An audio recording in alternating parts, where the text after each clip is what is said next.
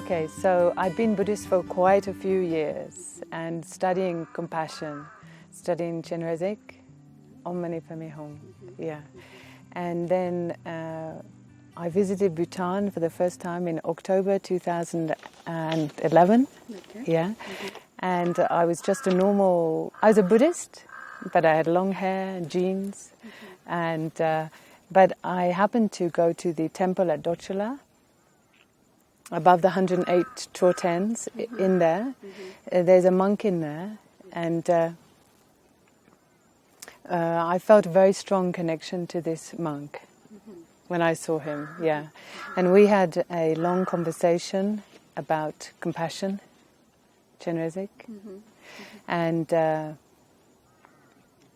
words he had spoken to me really stayed in my mind, yeah, when I went home, yeah.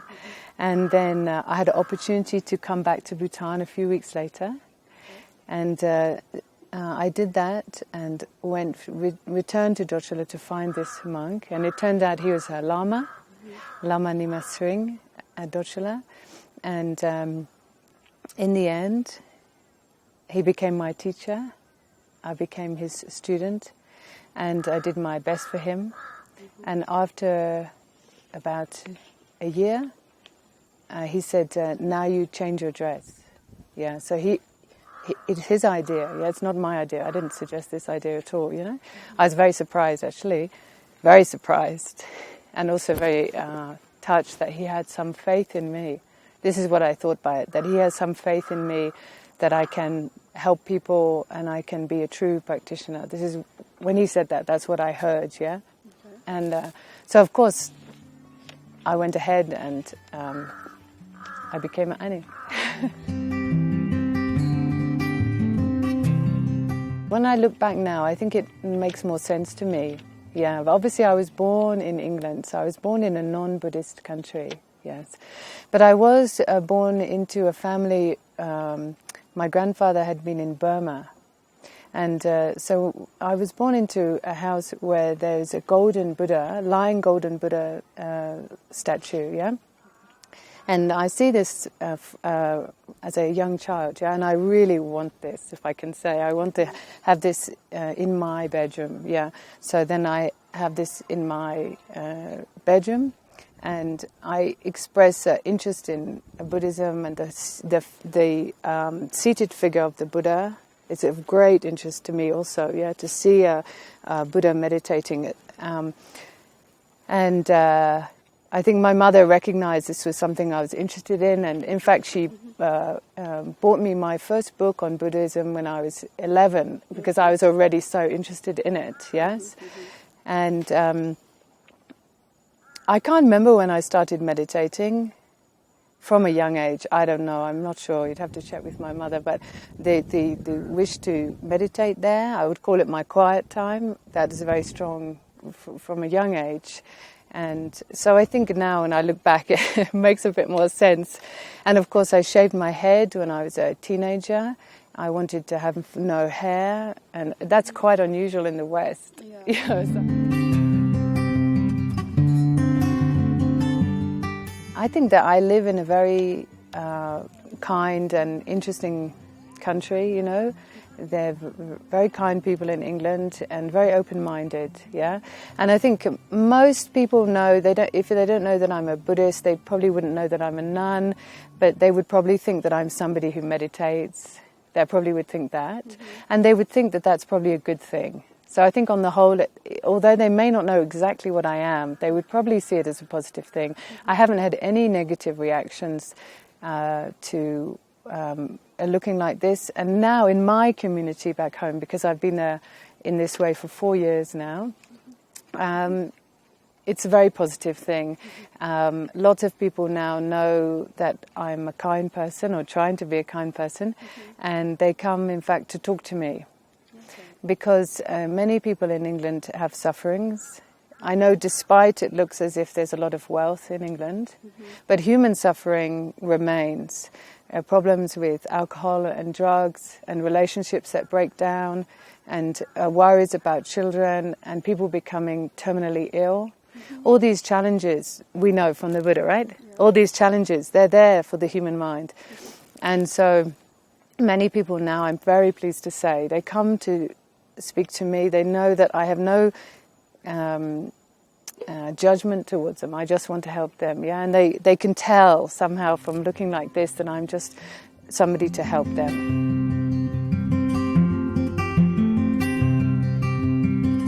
So after my father died, because it was a bit of an earthquake for us all, you know, I got quite a big job in a bank.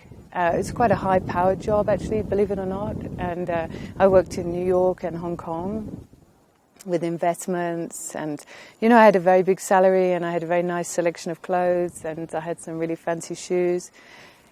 And it was something I could do with my intelligence, yeah.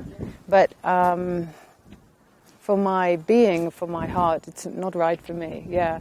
So, but I had to earn some money at that point after my father died. I had to be able to stand on my own 2 feet, you know.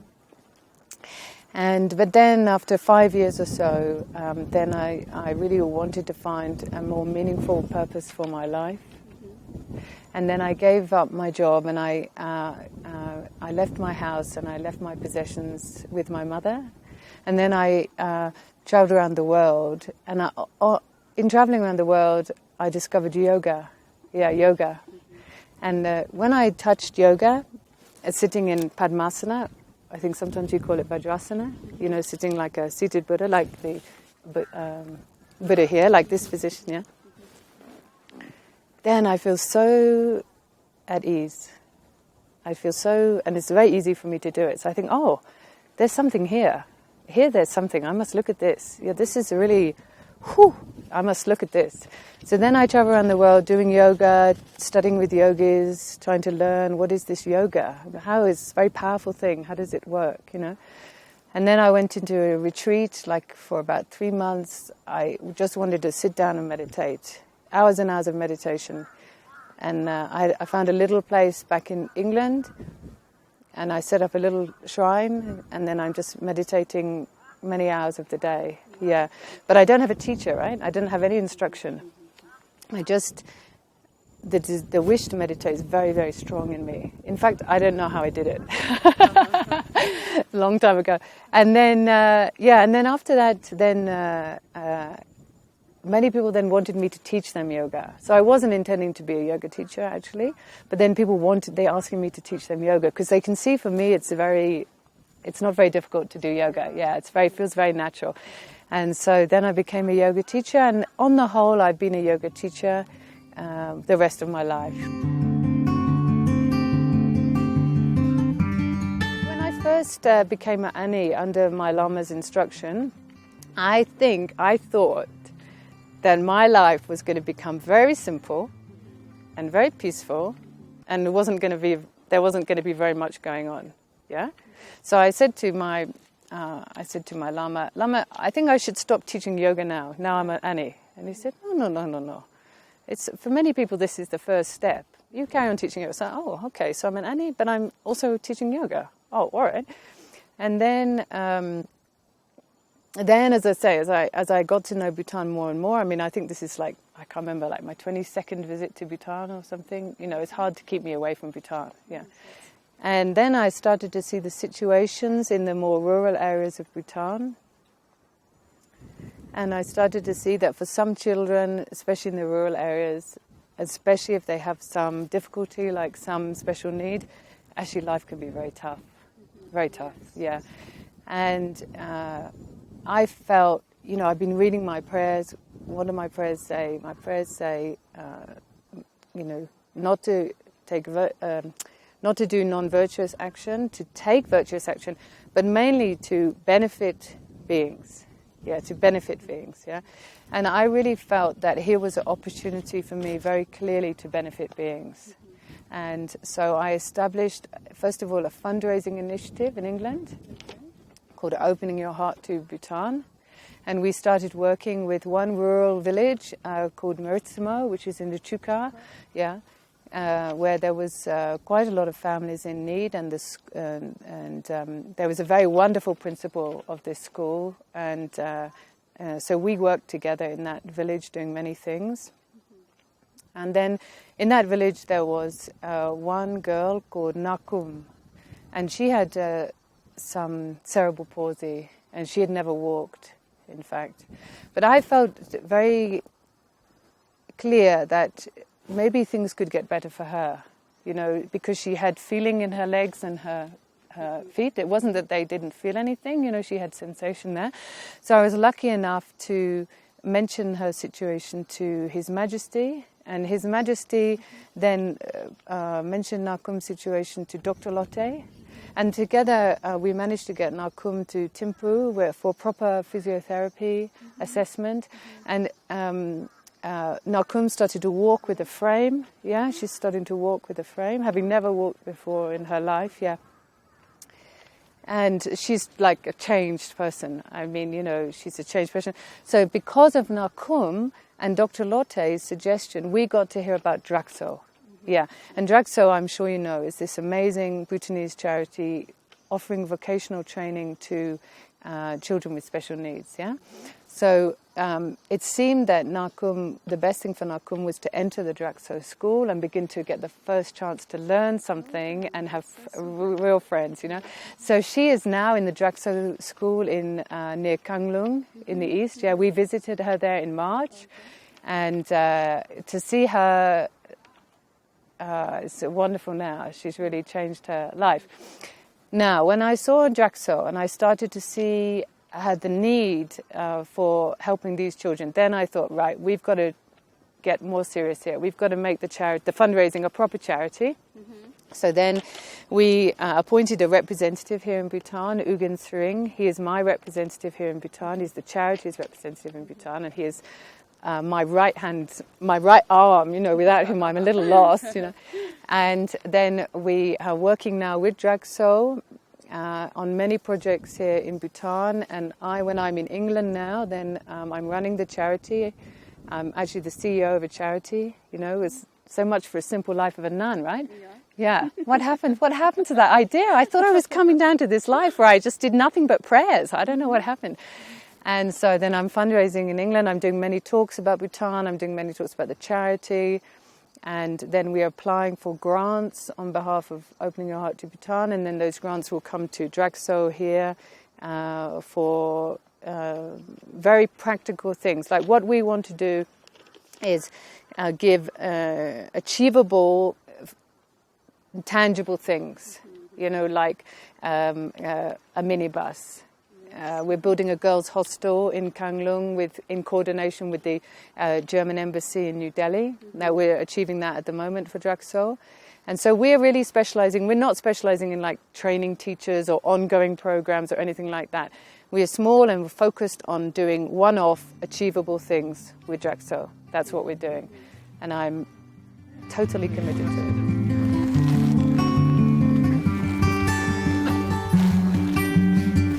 Every day I'm thinking about fundraising, So we did a charity walk. One of my students, Ima, she has organized 2 charity walks. So now we will have an annual charity walk for the charity in England.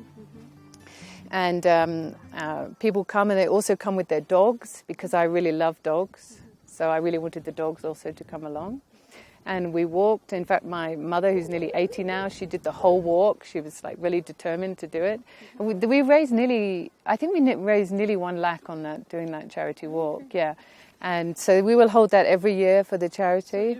And then I give many teachings, Buddhist teachings or yoga teachings, and then I donate all the money from that. Mm-hmm.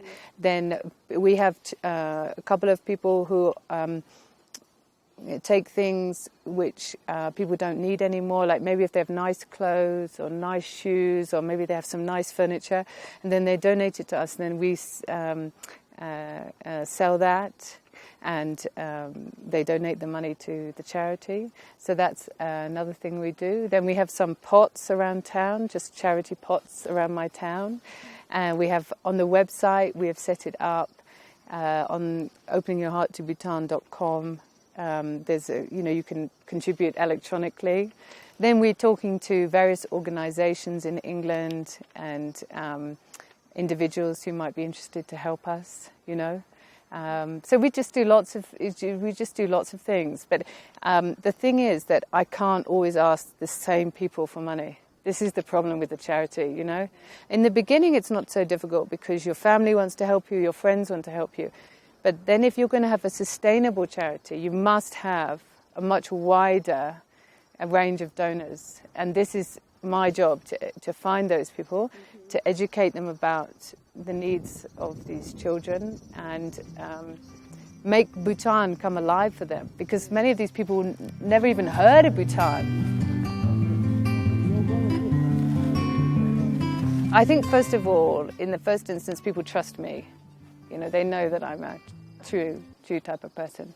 So I think my integrity, actually my personal integrity in terms of running the charity and paying all my costs myself and all these kinds of things, not taking any wage, anything like this, I think that gives people faith that I must be a very true person. So I think that's been very useful in getting people to donate. But why we decided to become a fully registered charity, like you might call it an NGO, is because then we can apply to these grant-giving bodies. Yeah, so England is such a kind country. It has many grant-giving bodies which have been set up maybe by philanthropists in the past. Yeah. And if you have a need, you can apply to that grant-giving body and state what it is, and then hopefully they will give you a grant that you can then use. So this is our focus at the moment. And we've just started that, and we just have to hope.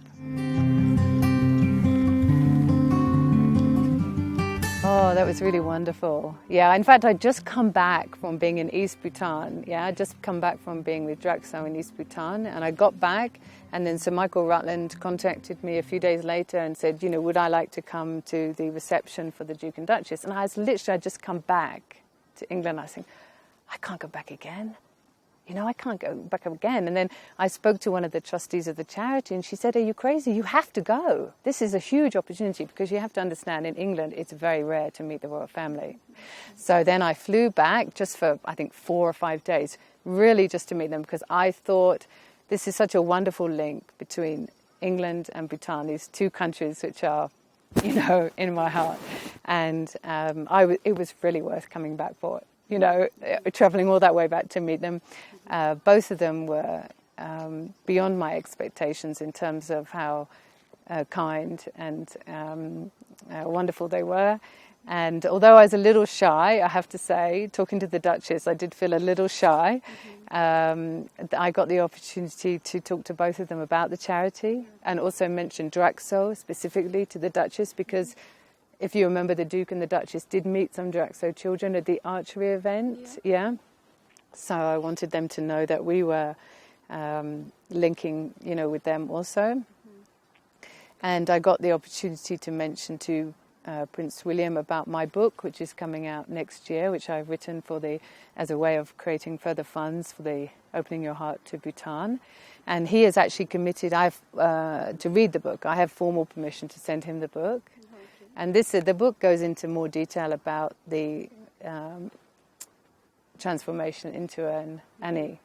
Because Prince William was really quite shocked, I think, to see a tulip Anim. You know, like everybody is quite shocked to see a tulip Anim. How did you find your llama?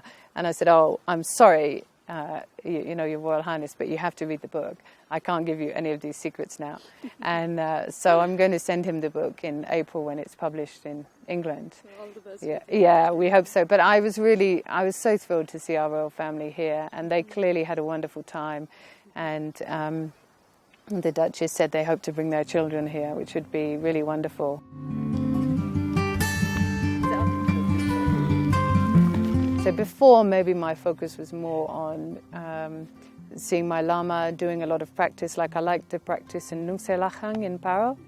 Yeah, I like to practice there. But, you know, I've done all these practices now, so I can be a little bit more just focused on the charity, really, when I'm in Bhutan now. And like we met UNICEF on this visit, and we hope to understand more from the Ministry of Education about the needs of disabled children. So it's more focused on things like that. And then just seeing all my friends in Bhutan. You know, obviously seeing my lama too, but I have quite a few friends here now, so I'll pop around and see them. Well, I hope not. We'll have to see. You'll have to ask me in a year's time. You'll have to interview me in a year's time and see, did you do what you wanted to do? I don't think in terms of obstacles. I think that the need that we are seeking to help is very real, is very true, and I just can't see how we would be held back. I just can't see. And the commitment I feel to achieve this is very great. I think it's going to be hard to stop me, I have to say.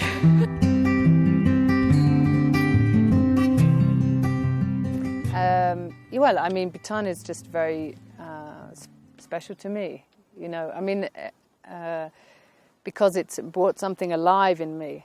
And with my Lama, you know, something has come alive in me in this country that I think otherwise would have stayed asleep or wouldn't quite know how to have shown itself so clearly. Yeah. Yeah, so, and I don't know what part of Bhutan did that. Definitely my Lama, but also the sky, the mountains, even the stray dogs. Everything has helped me here.